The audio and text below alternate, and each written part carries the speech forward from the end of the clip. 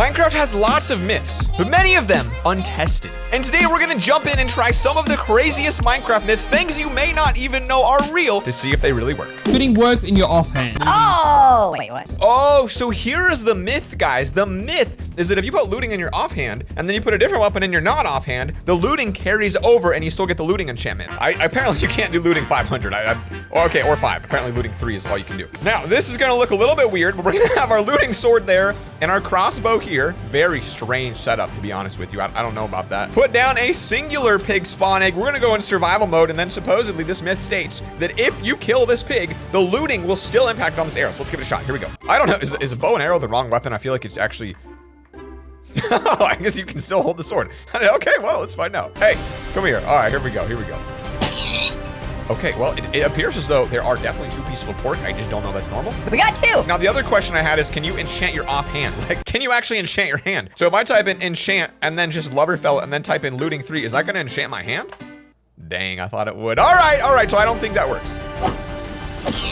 No, this is myth rejected. That is absolutely not real. Now, this one's pretty fascinating. There's a myth. You guys know how totems work, right? You like die and they bring you back to life. Good for players like me that aren't great. Well, apparently, if you use /kill on a player, a totem will allow you to live a little bit longer and survive. Now, in order to test this one out, obviously we're gonna join my server and plug it, play.loverfella.com. You guys can join it, it's free. So come on. All right, let's try it. I'm going to drop a totem while I'm dying to a random player here and see if they'll use it, and then I'm just gonna /kill them.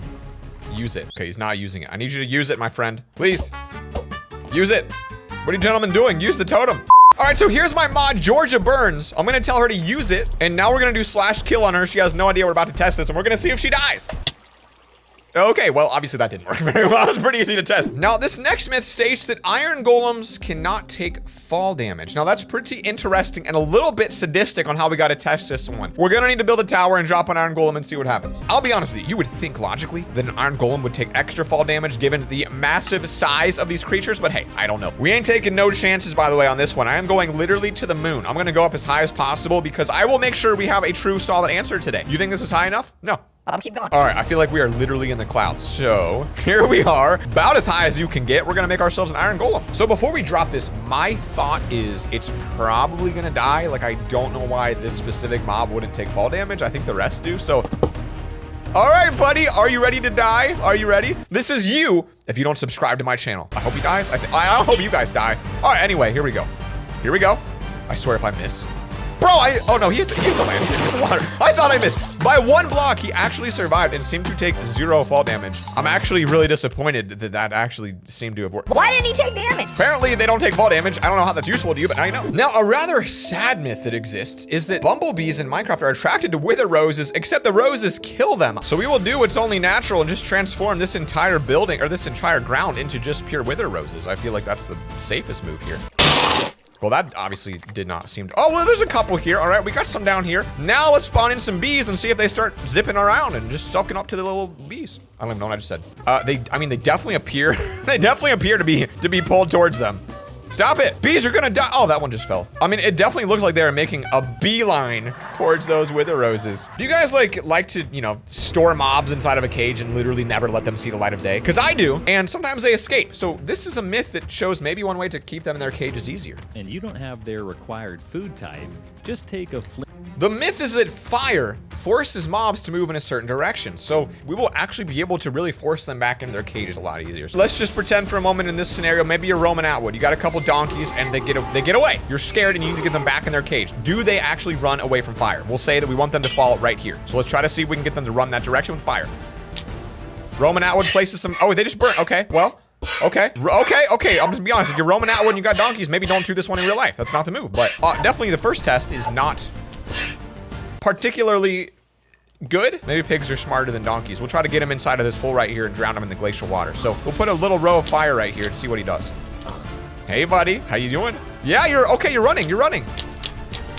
He seems to actively, nope, okay, all right. Well, okay. Okay, so I'm gonna say like maybe yes with like a little bit of an asterisk. This one works, but also there's a good chance you're gonna kill it, and there's no water nearby. They're probably gonna die. Poor thing. Might as well seal them in there. Give them a little cryo freeze or something. All right, here's a very useful one, guys. I'm telling you, this one's useful. Cats that will spawn in a witch hut will always be black. Now, this one is going to be challenging, but we're gonna go ahead and find ourselves a witch's hut and test it out. So here's the nearest swamp hut, and thank you guys for telling me that was a command in the comments. Y'all helps me out. Okay, let's see if we can find ourselves a little witch cat. Oh, wait, no, look at this. It is black. Okay, 1 for 1. Now, as every good scientist knows, you need more than one test to confirm this. So let's try a new world and see if it's true. Subliminal messaging right there, guys. Got him with that, huh? Little brainwashing tactic. Second village, brand new world, and there should theoretically be a black cat on the inside. Hello? Oh, he's black too. Oh my goodness, we have 100% success rate. Obviously, 2 is still not a valid number to 100% confirm it, but it definitely seems like witches always have black cats. Look how cute he is. Look at you. Would you believe me if I told you that you can actually smelt ores inside of shulkers? Now, we all know how furnaces work. At least I hope you do if you're watching my channel. Actually, I don't. I feel like everyone does. Okay, so, that was stupid. Cut that. That didn't make sense. So this is how normal furnace works, guys. You plug your items into it, you smelt it, it works. But there's this rumor, this myth, that says if you put the items in the shulker box that you want to smelt, for example, iron ore, you could fill this entire thing up with ore and then smelt the box itself. Let's put down a new furnace, and let's grab some new coal, and then what we're gonna do, actually block of coal, because we ain't noobs. We're gonna put this right here, and if this works, we will single-handedly change the way people smelt in Minecraft forever. Are you ready? 3, 2, 1. Oh, dang. Well, all right. This one's from a comment, and it states that you can use end rods for the entrance into your buildings because mobs can't walk through them. So let's say you're living on this beautiful sunset tree right here. You live in this tree, you're just enjoying the sunset, some mobs are coming, you need to protect yourself. Here's what you're gonna do. You're gonna put down some of that crimson wood because it's the best wood in the entire game, all right? And if you disagree, you're wrong. I don't care. You're gonna surround yourself in the wood all the way. You're gonna make it tall enough so that you can jump because you're not a noob and you've seen the videos that say make them tall. Finally, use this as your entrance. Now, I don't know. Let's see. Okay, so we can easily walk through that. If this works, I mean, it's definitely not very pretty unless you want your entrance to look like giant teeth, which I mean, I guess you could. Like, there's an aesthetic vibe there where someone maybe wants a snake mouth to walk into. I'm not gonna hate, maybe you do. So we'll put a couple zombinos down here, stand in here in survival and see what happens. Come here, gentlemen. Hey, what? That's not how this is supposed to work. Why are they going to the roof? That is not, I feel like that's not the intent here. Let's try again. What? They're leaving. Why are they leaving? Gentlemen, so I'm gonna make a furnace wall so they can't be leaving us. And then we'll see what happens. I have no idea where they're just walking away. There we go.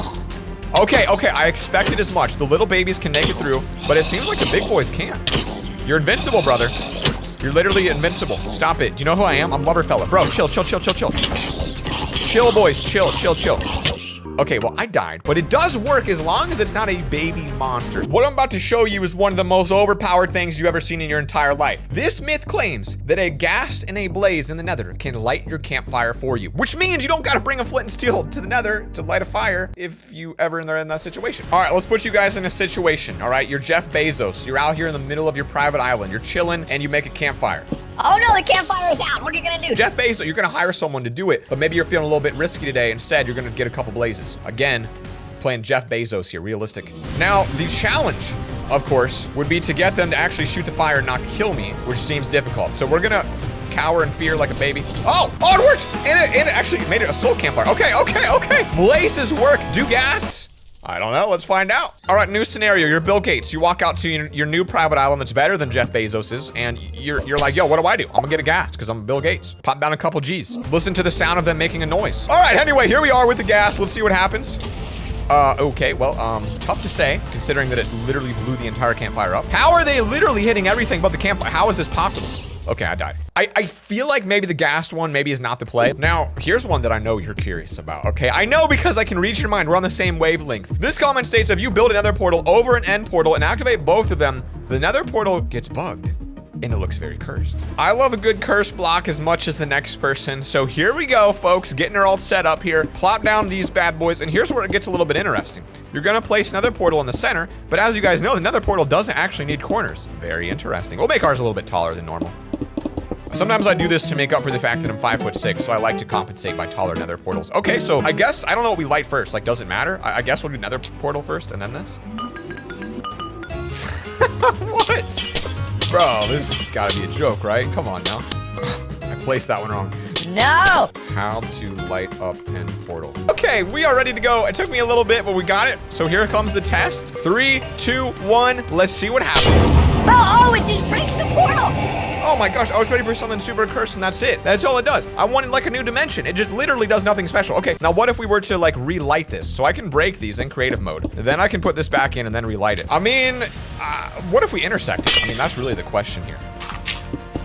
Okay, we're kind of breaking the game here. I don't know how this one's meant to be tested, but we're just committing to it. Oh, I went straight there. Okay, well, I mean, that's definitely cursed, all right? That's definitely something you're not gonna see every single day, but I feel like it's probably patched at this point, which is kind of a disappointment. I know we all wanted it. This is one from a great comment here. It says, you can retain water inside of a wet sponge by placing an empty bucket in the fuel slot. What? You can retain the water inside a wet sponge by placing an empty bucket in the fuel slot of the furnace. What? Your Bear Grylls, you need water. You're gonna die. You will have to drink your urine to survive. What are you gonna do? You're gonna pull out a wet sponge and an empty bucket. Now, these two together should definitely not be smelting. I'll be honest with you, I'm calling cap. There's no fuel. Nothing should be smelting. Let's try it. Definitely not working there. I mean, it doesn't seem to be doing anything for me. But obviously, we gotta put some coal in there. So let's go ahead and start smelting the wet sponge. And let's see what this, obviously it does begin to smelt. Then we'll put the bucket down here. That's going to give you the dry coral, or the dry, whatever, the dry sponge. Let's see if this gives us water. This is exciting.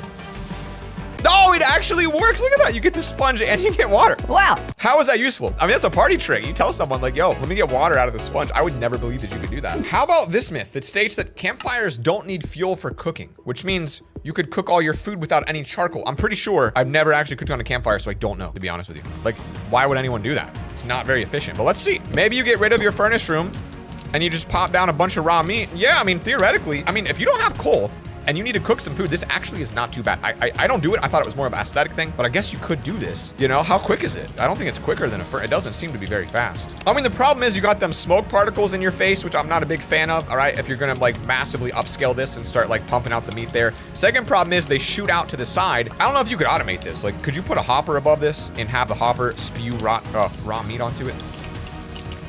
See, that should interact with hoppers. There should be a way to automatically replenish these. I don't think this is something you need to be doing unless you're like very early in the game. 2 out of 10. It's not really that useful. Click right here to watch this incredible video testing even more insane Minecraft myths. You've got to see it or else. Peace.